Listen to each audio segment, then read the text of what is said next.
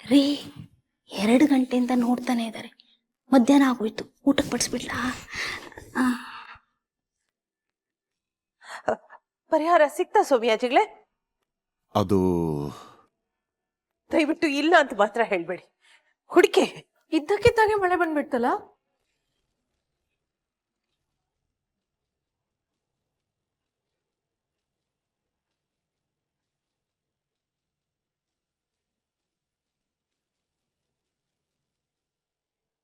ಮಾಯಿ, ಏನ್ ನಡೀತಾ ಇದೆ ಇಲ್ಲಿ?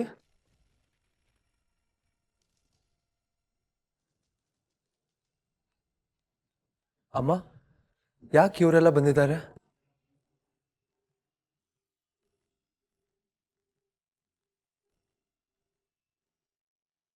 ಚಿಕ್ಕಮ್ಮ, ನಿನ್ಗೆ ಆಯಸ್ ಕಡಿಮೆ ಅಂತೆ ಪ್ರದ್ಯುಮ್ನ, ನೀನ್ ಜಾಸ್ತಿ ದಿನ ಬದುಕಲ್ವಂತೆ, ಹಾಗಂತ ಜಾತಕದಲ್ಲಿ ಬರ್ತಿದ್ಯಂತೆ.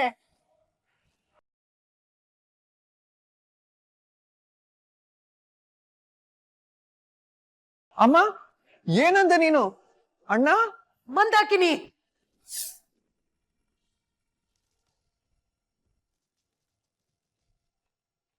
ಸೋಮಿಯಾಜಿಗಳೇ, ಪರಿಹಾರ ನನಗ್ ಬೇಕು ಅಷ್ಟೇ.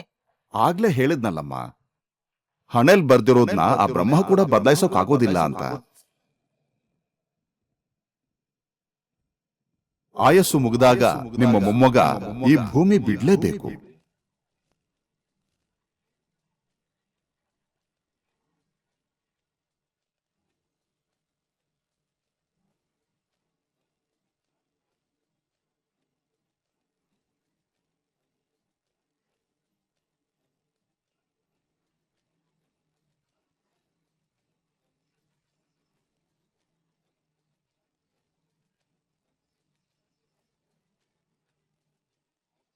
ಮಾಯಿ,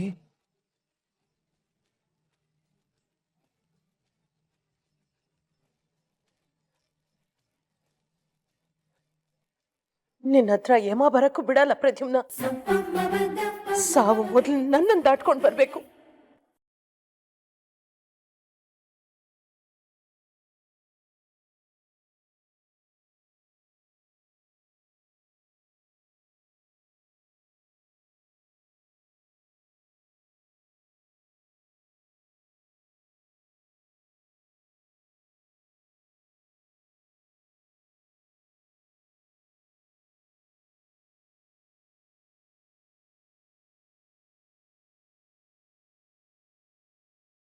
ನಿಮ್ಮ ಬಳಿ ಒಂದು ಪ್ರಶ್ನೆ ಕೇಳಬಹುದೇ? ಬೇಕಾಗಿಲ್ಲಮ್ಮ.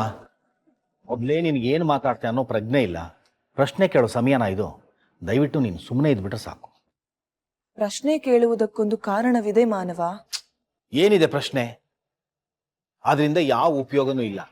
ಹೇಳ್ತಾ ಇಲ್ವಾ ಅಲ್ಲಿ ಶಾಸ್ತ್ರಿಗಳು, ಅದನ್ನ ಯಾವ ಮನುಷ್ಯನಿಂದನೂ ಬದಲಾಯಿಸೋಕೆ ಸಾಧ್ಯ ಇಲ್ಲ, ಹಣೆ ಬರದಲ್ಲಿ ಏನು ಬರ್ದಿರುತ್ತೋ ಹಾಗೆ ನಡೆಯೋದು ಅಂತ. ಅದನ್ನೇ ಕೇಳಲು ಹೊರಟಿರುವುದು.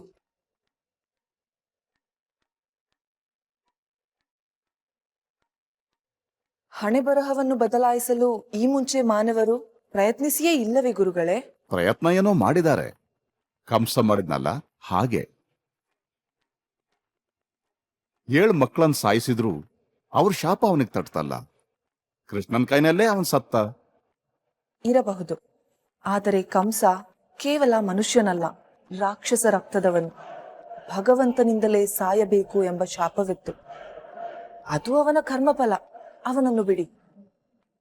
ಯಮನ ಕೈಯಿಂದ ಗಂಡ ಸತ್ಯವಾನನ ಪ್ರಾಣವನ್ನು ಸಾವಿತ್ರಿ ಉಳಿಸಲಿಲ್ಲವೇ?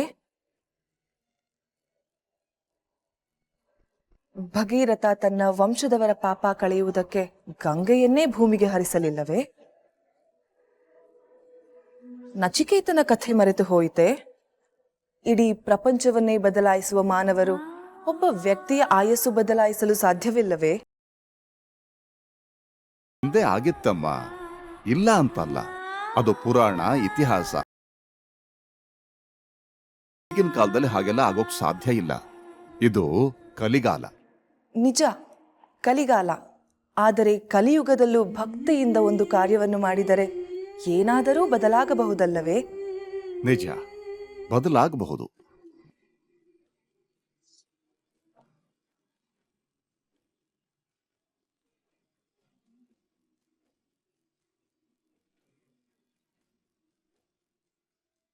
ವೃದ್ಧ ಮಾನವೇ, ಆಪದ್ಬಾಂಧವನ ಮೇಲೆ ನಿನ್ನ ಪ್ರೀತಿಯನ್ನು ನಾನು ನೋಡಿದ್ದೇನೆ. ಆ ಪ್ರೀತಿಯ ಜೊತೆಗೆ ಛಲವೂ ಸೇರಿಕೊಂಡರೆ ಯಾರ ಕೈಯಿಂದಲೂ ಆಪದ್ಬಾಂಧವನನ್ನು ಈ ಭೂಮಿಯಿಂದ ಕರೆದೊಯ್ಯಲು ಸಾಧ್ಯವಿಲ್ಲ.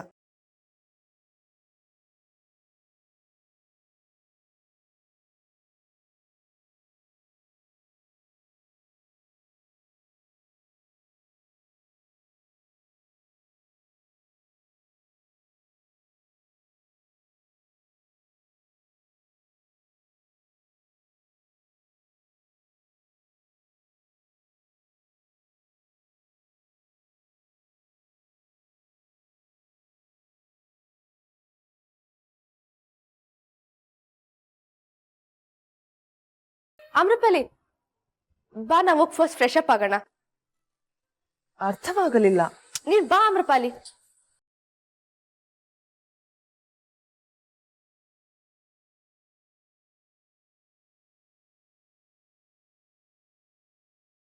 ನೀನ್ ಎಲ್ಲೂ ಹೋಗಲ್ಲ ಅಲ್ವಾ? ಆಮ್ರಪಾಲಿ ಹೇಳಿಲ್ವಾ ನಿಮ್ ಪ್ರೀತಿ ಬಿಟ್ಟು ಎಲ್ಲಿಗೆ ಹೋಗ್ಲಿ? ನಾನು ನಿನ್ನ ಎಲ್ಲೂ ಹೋಗಕ್ಕೂ ಬಿಡ. ಯಾರು ಬಂದ್ರು ನಾನು ನಿನ್ನ ಬಿಡೋದಿಲ್ಲ.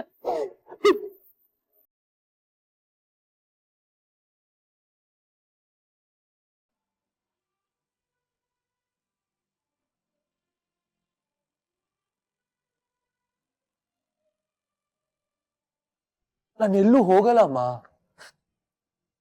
ನಿಮ್ಮನ್ನೆಲ್ಲ ಬಿಟ್ಟು ನಾನು ಎಲ್ಲಿಗೆ ಹೋಗ್ಲಿ?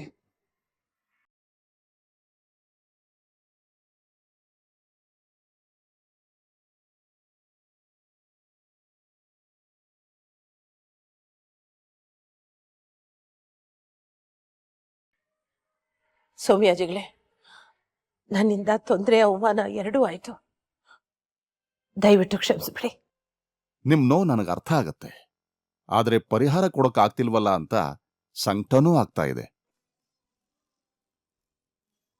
ದೇವತೆ ಅಂತ ಆ ಹುಡುಗಿ ಹೇಳಿದ್ಲಲ್ಲ, ಭಗವಂತನ ದಯೆಯಿಂದ ನಿಮ್ ಮೊಮ್ಮಗನನ್ನ ನಿಮ್ಮ ಪ್ರೀತಿ ಉಳಿಸ್ಕೊಂಡ್ರೆ ಈ ಕಲಿಯುಗದಲ್ಲಿ ಪವಾಡನೇ ನಡೆದ ಹಾಗಾಗತ್ತೆ.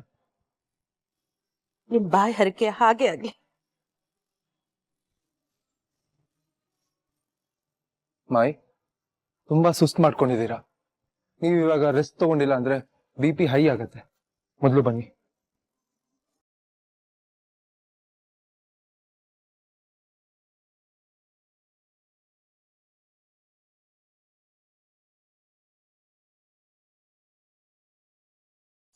ಅವರಿಬ್ರು ಜಾತಕನ ನೋಡಿ ಒಂದ್ ಮುಹೂರ್ತ ಇಟ್ಕೊಟ್ಬಿಡಿ. ಮುಹೂರ್ತನ? ಹೌದು ಅಣ್ಣ, ಮದುವೆಗೆ. ಅಂದ್ರೆ ಯುಕ್ತಿ ಪ್ರದ್ಯುಮ್ನಗೂ ಮದ್ವೆ ಮಾಡುದು ಅಂತನಾ? ಮಾಯಿ ಏನು ಹೇಳಲೇ ಇಲ್ಲ. ಹಾ, ಮಾಯಿ ಬಾಯಿ ಬಿಟ್ಟೇನು ಹೇಳಿಲ್ಲ. ಆದ್ರೆ ಜಾತಕ ಕೂಡಿದ್ರೆ ಆಗತ್ತೆ ಅಂತ ಹೇಳಿದ್ರು. ಜಾತಕ ಕೂಡುತ್ತಲ್ವಾ ಸೌಮ್ಯಾಜಿಗಳೇ? ಅಲ್ಪಾಯುಷ್ಯ ಅನ್ನೋದೊಂದು ಬಿಟ್ರೆ ರಾಶಿ, ನಕ್ಷತ್ರ, ಗಣ ಎಲ್ಲಾ ಸೇರುತ್ತೆ. ಮತ್ತೇನಾಯ್ತಲ್ಲ. ಹೇಗಿದ್ರು ಆ ವಿಚಿತ್ರವಾಗಿರೋ ಹುಡುಗಿ ಹೇಳಿದಾಳೆ ಮಾಯಿ ತನ್ನ ಪ್ರೀತಿಯಿಂದ ಪ್ರದ್ಯುಮ್ನ ಉಳಿಸ್ಕೋತಾರೆ ಅಂತ. ಆಮೇಲೆ ಯುಕ್ತಿಗೂ ಪ್ರದ್ಯುಮ್ನಗೂ ಮದುವೆ ಮಾಡಿದ್ರೆ ಯಾರಿಗೂ ಅಭ್ಯಂತರ ಇರಲ್ವಲ್ಲ. ಒಂದ್ ಒಳ್ಳೆ ಮುಹೂರ್ತ ನೋಡ್ಬಿಡಿ ಸೌಮ್ಯಾಜಿಗಳೇ, ಉಪಕಾರ ಆಗತ್ತೆ. ಹೋಗ್ ಬನ್ನಿ.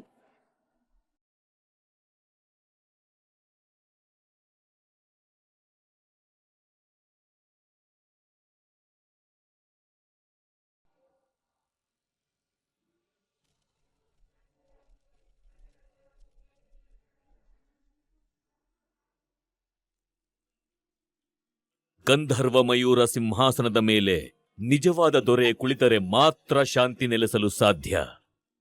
ಅಥರ್ವ ದೇವರ ಪುತ್ರ ಗಂಧರ್ವ ರಾಜಕುಮಾರ ಇನ್ನೂ ಬದುಕಿದ್ದಾರೆ. ಎಲ್ಲಿದ್ದಾರೆ ಹೇಳಿ ಪಿತಾಶ್ರೀ? ಭೂಲೋಕದಲ್ಲಿ. ಪುತ್ರಿ, ಅವರಿಗೆ ಸತ್ಯದ ಪರಿಚಯ ಮಾಡಿಸಿ ಮತ್ತೆ ಅವರನ್ನು ಗಂಧರ್ವ ಲೋಕಕ್ಕೆ ಕರೆತರುವ ಜವಾಬ್ದಾರಿ ನಿನ್ನದು ಮಗಳೇ. ಈ ಪದಕವನ್ನು ಕಳೆದರೆ ರಾಜಕುಮಾರನನ್ನು ಹುಡುಕುವ ಆಸೆ ಮಣ್ಣು ಪಾಲಾಗುತ್ತದೆ.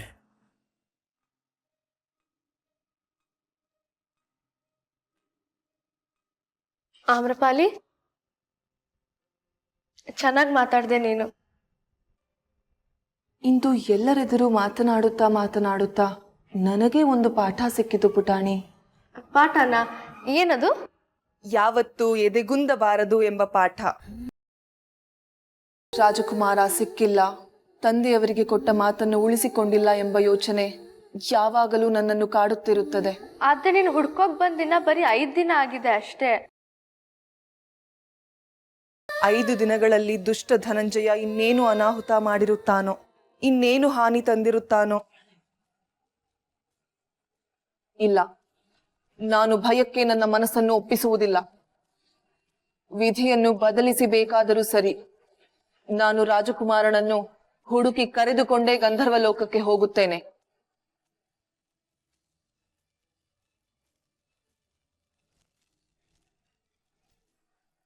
ಮಮ್ಮ, ಇವತ್ತಿನ ಮಾಡಿದ್ ಸರಿನಾ? ನಾನು ಯಾವಾಗ ತಪ್ಪು ಮಾಡಿದೆ ನಿಶಾನ? ಇವತ್ತು ಮಾಡಿದ್ಯಾ? ನೀನ್ ಕೇಳ್ದ ಹಾಗೆ ಶೂಸು, ಪರ್ಫ್ಯೂಮು, ಬಟ್ಟೆ ತಗೊಳಕ್ಕೆ ವ್ಯವಸ್ಥೆ ಮಾಡ್ತಾ ಇದೀನಿ ಅಷ್ಟೇ. ಪ್ರದ್ಯುಮ್ನ ಸತ್ ಹೋದ್ರೆ ಅವನ್ ಸಾಯಲ್ಲ. ನಿನಗ್ ಹೇಗ್ ಗೊತ್ತು? 6 ಜ್ಯೋತಿಷಿಗಳು ಪ್ರದ್ಯುಮ್ನ ಸತ್ ಹೋಗ್ತಾನೆ ಅಂತ ಹೇಳ್ತಿದ್ದಾರೆ. ಅವ್ನ್ ಸತ್ ಹೋದ್ರೆ ನಾನ್ ವಿಡೋ ಆಗ್ಬಿಡ್ತೀನಿ ಮಮ್ಮ. ನಂಗ್ ವಿಡೋ ತರ ಎಲ್ಲ ಡ್ರೆಸ್ ಹಾಕೊಳಕ್ ಇಷ್ಟ ಇಲ್ಲ. ಅವನ್ ಸಾಯಲ್ಲ ಶೋನಾ, ನಾನ್ ಹೇಳ್ತಾ ಇದ್ದೀನಿ. ನಾನ್ ವಿಡೋ ಆಗ್ಬಿಟ್ರೆ ಎಲ್ಲ ಡಲ್ ಕಲರ್ಸೇ ಹಾಕೋಬೇಕು, ಬ್ರೈಟ್ ಕಲರ್ಸೇ ಹಾಕೊಳಂಗಿಲ್ಲ. ಇಲ್ಲಾಂದ್ರೆ ಮಾಯಿ ತರ ಒಂದೇ ಒಂದು ಚೈನು ಸೀರೆ ಹುಟ್ಕೊಂಡಿರ್ಬೇಕು. ನನ್ಗಿದೆಲ್ಲ ಮಾಡಕ್ ಚೂರು ಇಷ್ಟ ಇಲ್ಲ. ಪ್ರದ್ಯುಮ್ನ ಸತ್ ಹೋದ್ರೆ ಎಲ್ರು ನನ್ನ ಮನೆಯಿಂದ ಹೊರಗಡೆ ಹಾಕ್ತಾರೆ. ಪ್ರದ್ಯುಮ್ನ ಸಾಯಲ್ಲ. ಆದ್ರೆ ಜಾತಕ ಅವ್ನ್ ಸಾಯ್ತಾನೆ ಅಂತ ಹೇಳ್ತಾ ಇದ್ದಲ್ಲ, ಅದು ಅವನ್ ಜಾತಕ ಅಲ್ಲ.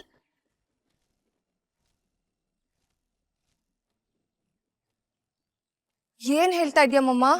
ಹೌದು ಶೋನಾ, ಅದು ಪ್ರದ್ಯುಮ್ನ ಜಾತಕ ಅಲ್ಲ. ಮತ್ ಯಾರ್ದು? ಅದನ್ನೆಲ್ಲ ಕೇಳ್ಬೇಡ, ಹೇಳಕ್ಕಾಗಲ್ಲ. ಅವನಿಗೆ ಏನೂ ಆಗಲ್ಲ, ಯೋಚನೆ ಮಾಡ್ಬೇಡ ಶೋನಾ. ಪ್ರಾಮಿಸ್ ಮಾಡು ಶೋನಾ, ನೀನ್ ಈ ವಿಷಯ ಯಾರಿಗೂ ಹೇಳಲ್ಲ ಅಂತ. ನಿಂಗ್ ಜಾತಕದ ಬಗ್ಗೆ ಏನು ಗೊತ್ತಿಲ್ಲ ಅನ್ನೋ ಹಾಗಿದ್ಬಿಡು. ನಿಂಗ್ ಈ ಮಾಮನ್ ಮೇಲೆ ನಂಬಿಕೆ ಇಲ್ವಾ?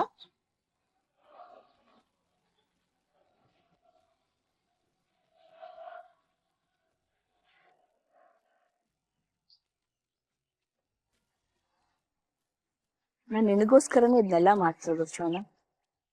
ನನ್ ಮಗಳು ಚೆನ್ನಾಗಿರ್ಲಿ. ನನಗ್ ನಿನ್ಬಿಟ್ಟು ಬೇರೆ ಯಾರಿದ್ದಾರೆ ಹೇಳು?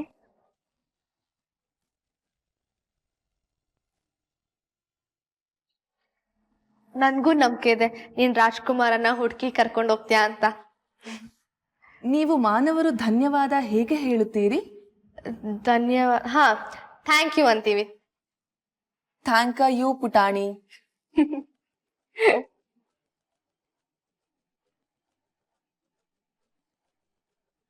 ನೀನ್ ನಗ್ತಾಗ ಎಷ್ಟ್ ಚೆನ್ನಾಗ್ ಕಾಣಿಸ್ತೆ ಗೊತ್ತಾ? ನಿಮ್ ಗಂಧರ್ವ ಲೋಕದಲ್ಲಿ ಎಲ್ರು ಇಷ್ಟೇ ಚೆನ್ನಾಗಿದ್ದಾರಾ? ಗಂಧರ್ವ ಲೋಕದಲ್ಲಿ ನನಗಿಂತಲೂ ಸುಂದರಿಯರಿದ್ದಾರೆ. ನಿಜವಾಗ್ಲೂ ನಿನ್ಗಿನ್ನ ಸುಂದರವಾಗಿರೋರು ಈ ಪ್ರಪಂಚದಲ್ಲೇ ಇಲ್ಲ ಅನ್ಸತ್ತೆ. ಎಷ್ಟು ಲೋಕಗಳನ್ನು ನೋಡಿದ್ದೀಯಾ ನೀನು? ಲೋಕನ, ನಾನು ಈ ದೇಶ ಬಿಟ್ಟು ಆಚೆನೆ ಹೋಗಿಲ್ಲ. ಹಾಗಿದ್ದರೆ ನನಗಿಂತ ಸುಂದರಿಯರು ಯಾರೂ ಇಲ್ಲವೆಂದು ನಿನಗೇಗೆ ಗೊತ್ತು? ಹಾಗೆ ಹೇಳ್ದೆ. ಅಮೃಪಾಲಿ,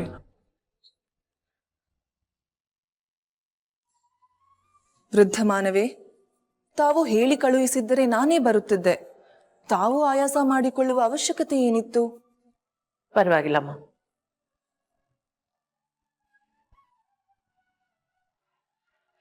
ನಿಮ್ ಮಾತು ಇವತ್ತು ಈ ಜೀವಕ್ಕೆ ತಂಪು ಕೊಟ್ಟಿದೆ. ನನ್ನ ಇಡೀ ಜೀವನ ಕತ್ಲು ಅಂತ ನಿರ್ಧಾರ ಮಾಡ್ಬಿಟ್ಟಿದ್ದೆ. ನಿನ್ ಮಾತು ಈಗ ನನಗ್ ಬೆಳಕು ತೋರಿಸಿದೆ.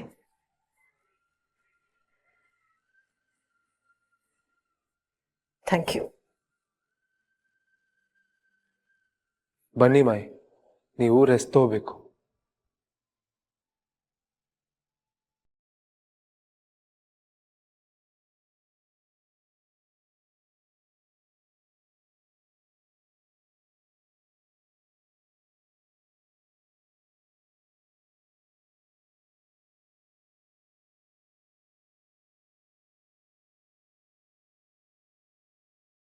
ಸಮಸ್ಯೆ ಹುಡುಗಿ ಜಾತಕದಲ್ಲ, ನಿಮ್ಮ ಮೊಮ್ಮಗನ ಜಾತಕದಲ್ಲಿ.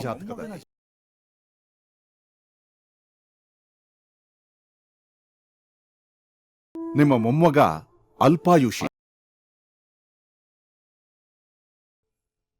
ಜಾತಕದ ಪ್ರಕಾರ ಅವನು ಇಷ್ಟು ದಿನ ಬದುಕಿರೋದೇ ಹೆಚ್ಚು.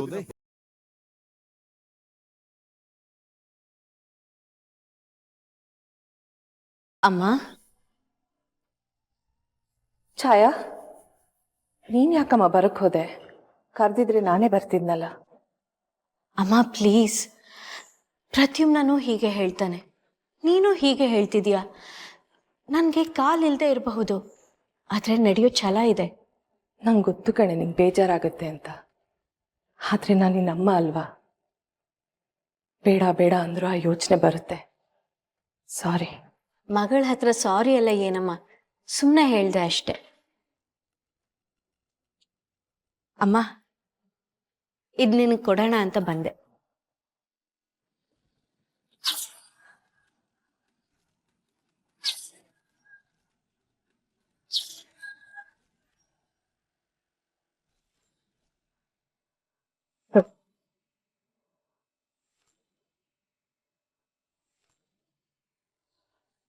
ಎಲ್ಲಿ ಸಿಕ್ತು ಛಾಯಾ? ಈಶ್ವರಿ ಅತ್ತೆ ರೂಮ್ ಹತ್ರ.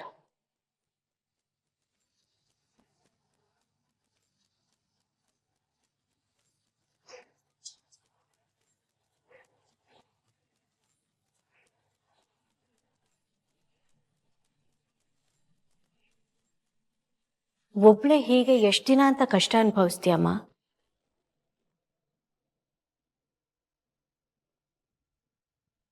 ಯಾವ ವಿಷಯದ ಬಗ್ಗೆ ಮಾತಾಡ್ತಿದ್ಯಾ? ನಿನ್ಗೂ ಗೊತ್ತಮ್ಮ ಯಾವ ವಿಷಯ ಅಂತ.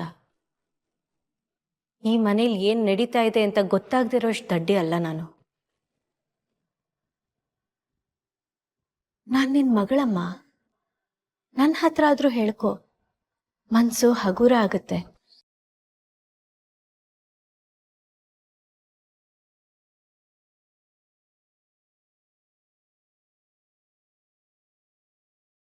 ವೃದ್ಧ ಮಾನವೇ ಎಷ್ಟು ಒಳ್ಳೆಯವರಲ್ಲವೇ? ಏನು ಮಾಯಿ ಒಳ್ಳೆಯವರ? ನೀನ್ ಅವ್ರ ಕೈಲಿ ಒಂದ್ಸಲಿ ಬೈಸ್ಕೊ, ಅವಾಗ ಗೊತ್ತಾಗತ್ತೆ.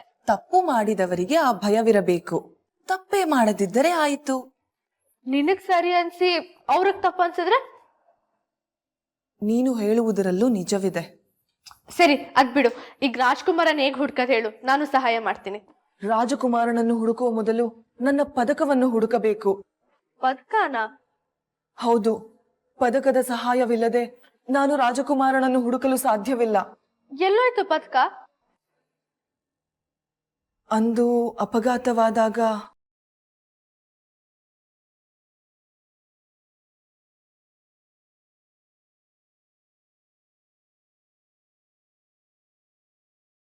ಕತ್ಕೊಂಡ್ ಹೋಗಿದ್ದು ಯಾರಂತ ಗೊತ್ತಾಗಿಲ್ವಾ?